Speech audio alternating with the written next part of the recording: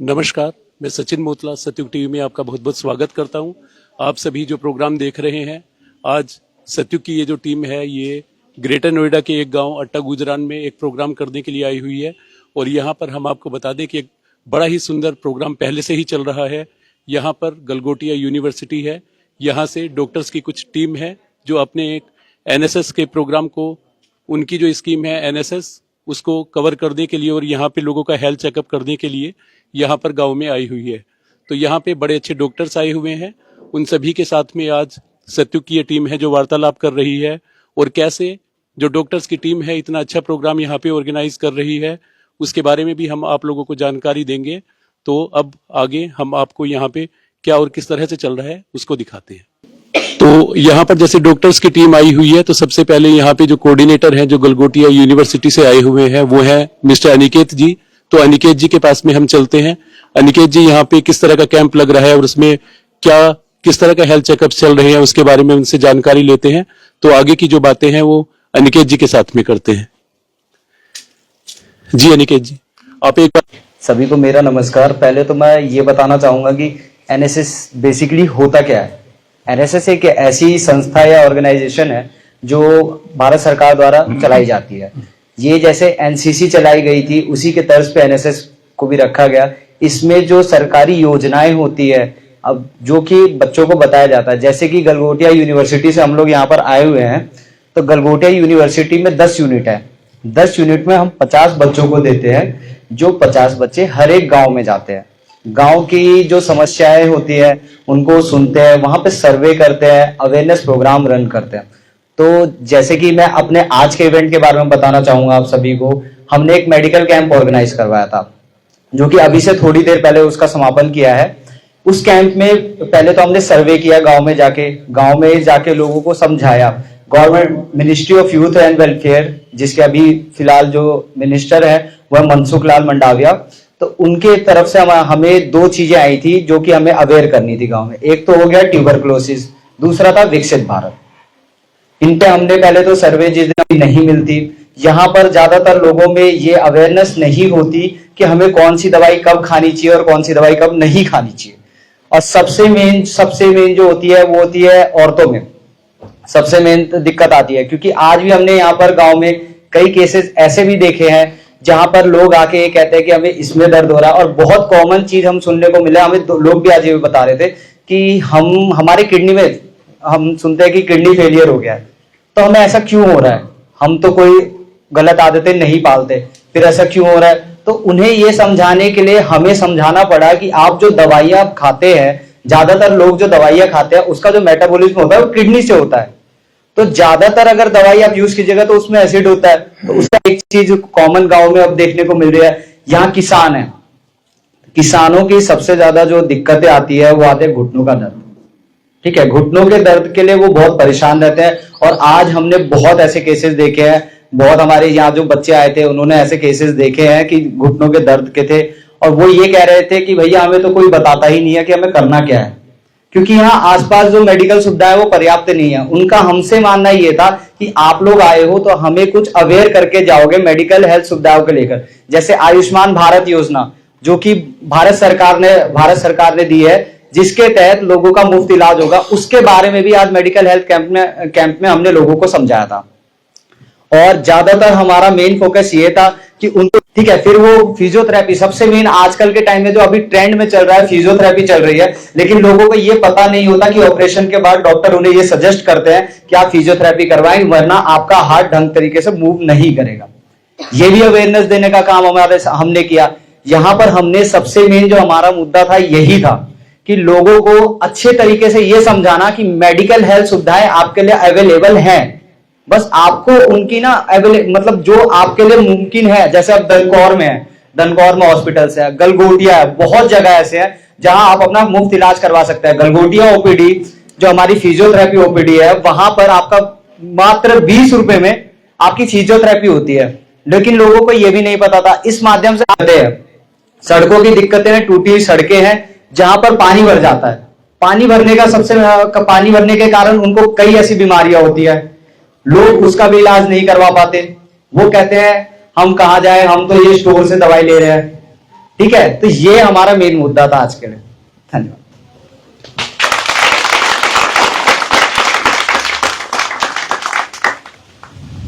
मैं उठ जाता हूँ। अभी यहाँ पर डॉक्टर की टीम में हमारे साथ में आज गलगोटिया यूनिवर्सिटी से ही है, रितु वर्मा जी हैं।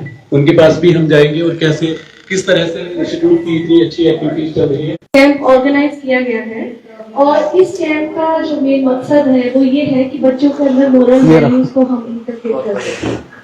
क्योंकि आजकल जो बच्चा है वो न्यूक्लियर फैमिलीज हो गई हैं और वो बात करने का तरीका, लोगों से मिलने का तरीका, सोशल गैदरिंग में जाने का तरीका, ये सब नहीं समझ पा रहा है।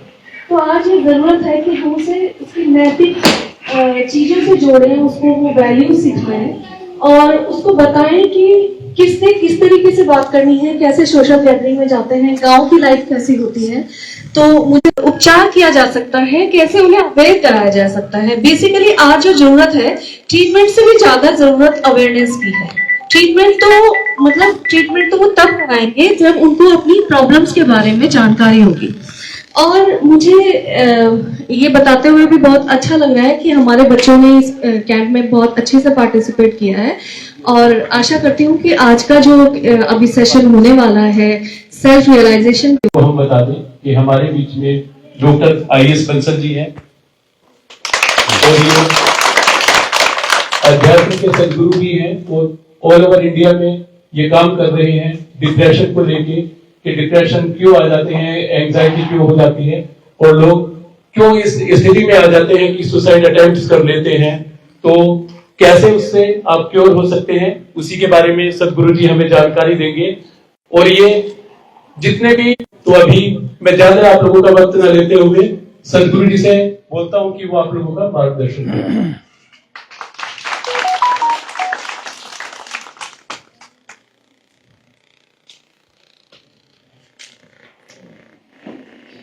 आप सभी को हमारा प्रणाम।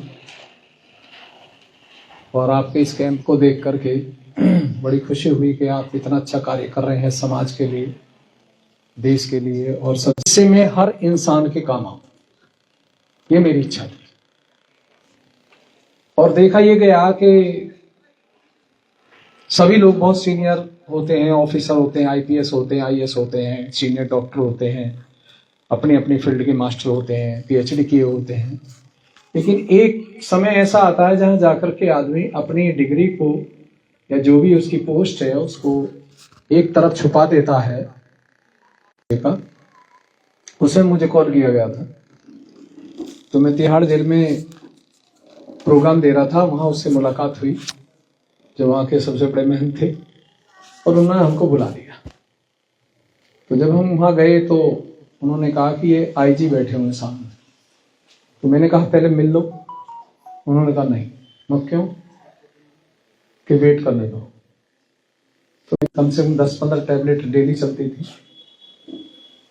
और उसके बाद मैंने नेचुरोपैथी की, फिर आयुर्वेदिक को पढ़ा, फिर आध्यात्म को बहुत ज्यादा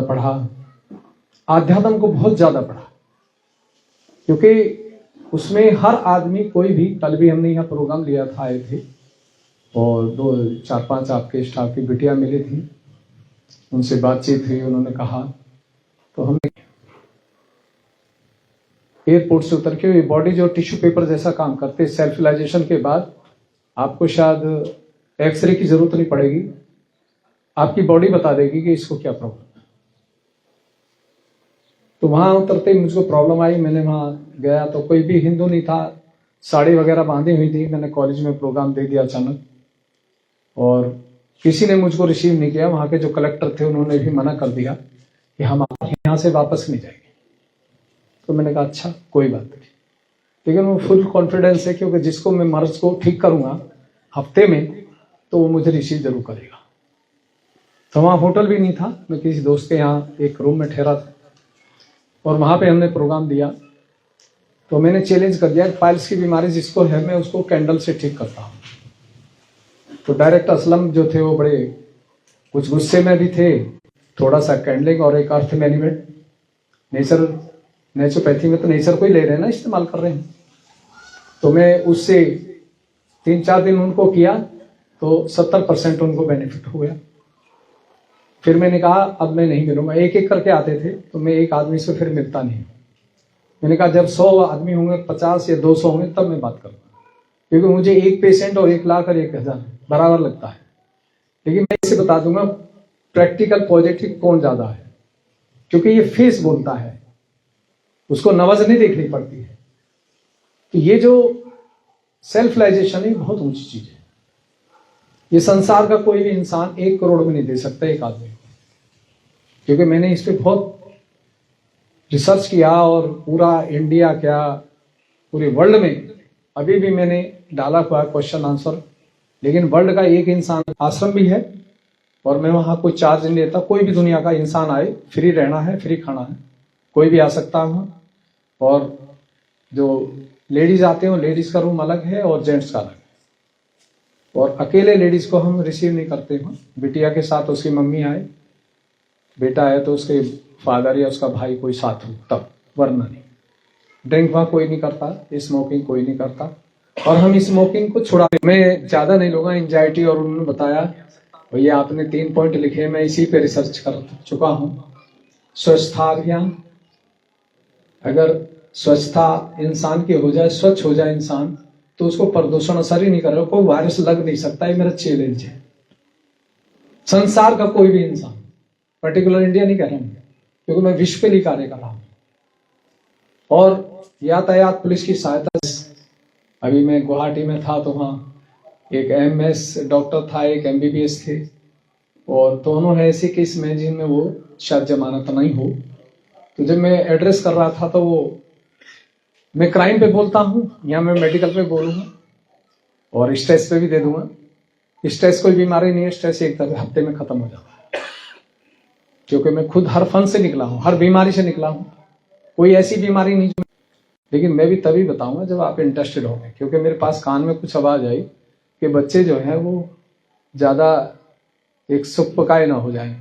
मैंने कहा मैं महफिल ऐसी चलाता हूं कि मेरी तलाश में तो दुनिया ढूंढती है और अकेले में मिलता नहीं हूं। आप कभी फोन करेंगे ना, 1 लाख के ऑफर करेंगे, मैं बात नहीं करूँ। मैं कहूँगा 1 लाख है तो 1,000 आदमी आपके पास हो तो मैं चल के आऊंगा, क्योंकि मेरे पास कोई शख्सियत ऐसी है। और 1 रुपया चार्ज नहीं लेता, बच्चों से ले या उनको आधा दूं या इसको 1 हिस्सा दूं, गलत। बीमारी ही वहीं से चलती है, अपने स्वतः बीमारी कोई नहीं आती, या बीमारी को बुलाते हैं और या लगवा के आते हैं। ये मेरी फिलॉसफी है और इसको मैं प्रैक्टिकल पे दे दूंगा। और आपके शायद मैं पूछ रहा था, मैं इंट्रोडक्शन का, इन्होंने कहा माइक पे नहीं बोलेंगे बच्चे, मैं कोई बात नहीं, क्योंकि मुझे ये मालूम पड़ेगा किस एरिया में मैं नहीं गया जहां से बच्चे आए। हर एरिया में होगा तो मैं उसको प्रूफ करूंगा और आप उसे खुद ठीक कर सकते हैं। नेचुरोपैथी की डॉक्टरी तो आप कर ही रहे हैं, कर ली है, और बाकी जो जितनी भी एलोपैथिक, आयुर्वेदिक, होम्योपैथिक है, उनसे ऊपर आप हैं। अगर आपको ये चीज मिल जाती है और आप इसको फॉलो कर लें जीवन में, 24 घंटे में 5 मिनट भी करेंगे तो बहुत है। जब आपको चस्का लग जाएगा तो आप फिर हर समय इसको प्रैक्टिकल करें। तो मैंने तो बढ़ाया था, अब वो घट नहीं रहा। जितने नर्सिंग होम खोले हैं उनमें मुझे बैठना ही तो, वरना मरीज नहीं आएंगे। तो मैंने कहा बहुत हिम्मत रखते हैं, सुबह 8 बजे निकलते हैं, शाम को 8-9 बजे 10 बजे आते हैं। और मैं कह रहा था थोड़ा सा बॉडी को रेस्ट दो, क्योंकि मैं जब बात करता था तो मुझे प्रॉब्लम होती थी उनसे। अब मैंने उन्हें डायरेक्ट, तो क्योंकि मेरा दोस्त है, मैं दोस्त को, रिलेटिव को नहीं बताता ये चीज, क्योंकि वो मुझे अंदर से नहीं जानते, बाहर से जानते हैं थे। उसको ये पता नहीं था कि कौन मेरे से आया है, कौन मिल रहा है क्या नहीं। और उसके कम से कम 6 मकान थे दिल्ली में फिर, क्योंकि इनकम भी ठीक थी और वैसे अच्छा आदमी था, बुरा नहीं था। और मियाँ बीवी दोनों डॉक्टर थे, उसका बेटा भी डॉक्टर है, लेकिन बेचारा फिर वो 10 साल बाद शरीर छोड़ चुका। तो ऐसे ऐसे सीन जब मेरे सामने आ जाते हैं, आपके बिहार में बहुत सीन आए, इस हिसाब से मिलना है मुझे, इस पे बात करनी है कि आप सब इतना खर्चा कर रहे हैं, समाज के लिए इतना कर रहे हैं, लेकिन उसका बेनिफिट तो मिल नहीं रहा। वहां जाकर के देखिए, आप फील्ड में जो होता है वो मालूम होता है कि कितना मिल रहा है, वहां से तो पूरी मदद होती है, लेकिन आते आते यहां से गायब हो जाती है। वो गायब क्यों हो जाती है? कि आपने स्वच्छता अभियान है, बुराई नहीं करते थे, न सुनते थे। आज हम है ही नहीं, कोई बात कह दे, कोई टीचर बोल दे, बच्चा बोल दे, हम उसी पे सोचते रहते पूरे दिन। तो नींद कहां से आएगी शाम को? वो तो विचार वही चल रहे हैं। तो हमारा ये शरीर 5 तत्व से बना है और 5 में ही मिल जाएगा। और इसमें एक पॉजिटिव एनर्जी आई है और जन्मों से आई है। अब दोनों हाथ खोल लीजिए, मैं प्रैक्टिकल करने जा रहा हूं। दोनों हाथ सामने खोल लीजिए। 5 मिनट का है, क्योंकि टाइम शॉर्ट है तो मैं उस हिसाब से। पूरी दुनिया संसार में सभी मेडिटेशन और योगा कर रहे हैं, लेकिन प्रैक्टिकल किसी के पास नहीं है। एक्सरसाइज सब करते हैं, जिम में भी जाते हैं तो वहां एक्सरसाइज होती है, उनको ये नॉलेज नहीं है कि कहां है। और एक्सरसाइज सब चीज करने के बाद आध्यात्म पे जाके हम सब के सब सरेंडर हो जाते हैं कि भैया इस पेड़ को सलाम कर लो, भाई यही है जो है। अब वहां ये पता नहीं कि ये पेड़ गलत बता रहे हैं या सही बता रहे हैं। हम बताएंगे कि जहां सलाम कर रहे हैं, ये सजदा कर रहे हैं, ये पेड़ गलत है। निकालो, कंडे से बनती है, उसमें आग लगाई जाती है, तेल डाला जाता है, तब गंगारा बनता है।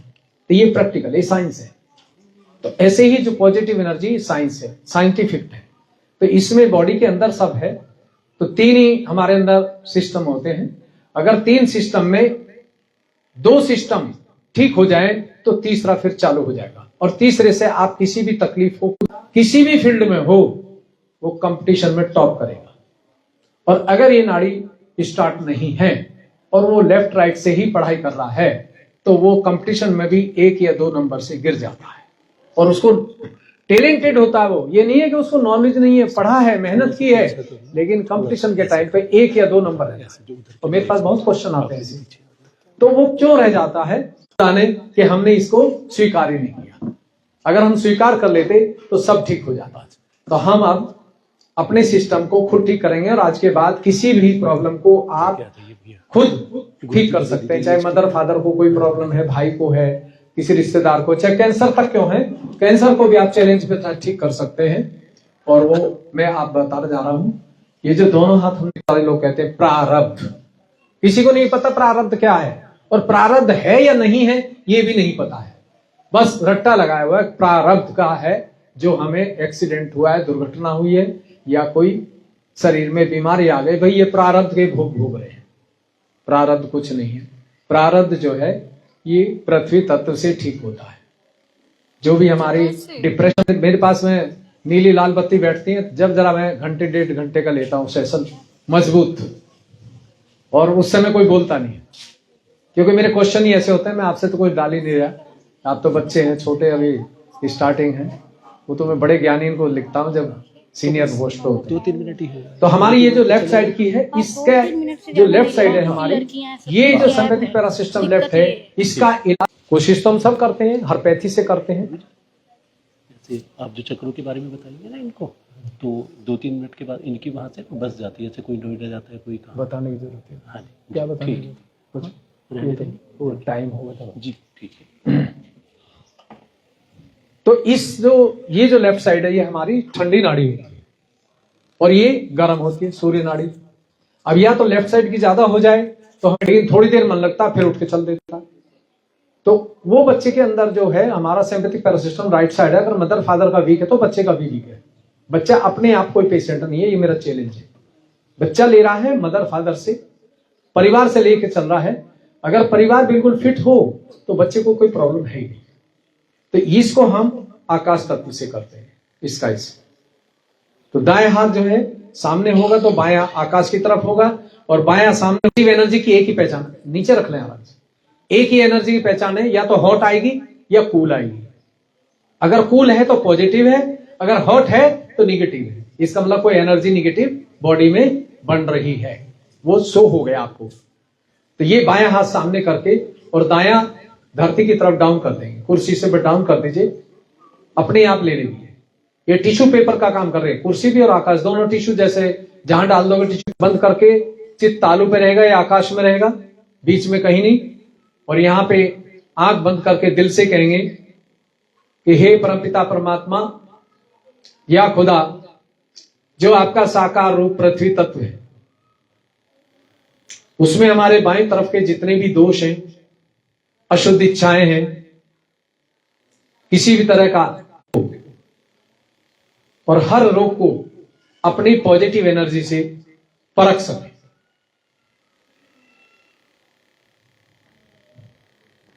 जैसे आप मांग रहे हैं तो बाएं हाथ में हल्का हल्का या तो गर्म आएगा या ठंडा आएगा। अगर ठंडा आ रहा है तो आपकी ये नाड़ी शुद्ध है, प्योर है। परमात्मा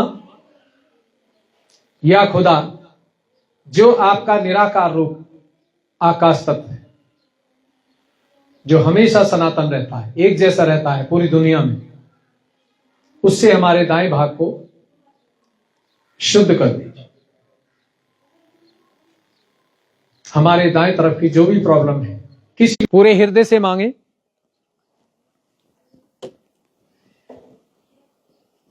पूरे दिल से मांगते ही दाएं हाथ पे जब हथेली पे हल्का ठंडा आए तो समझिए कि शरीर ठीक है। अगर गर्म आ रहा है तो उसको हम बदल देंगे बाद में।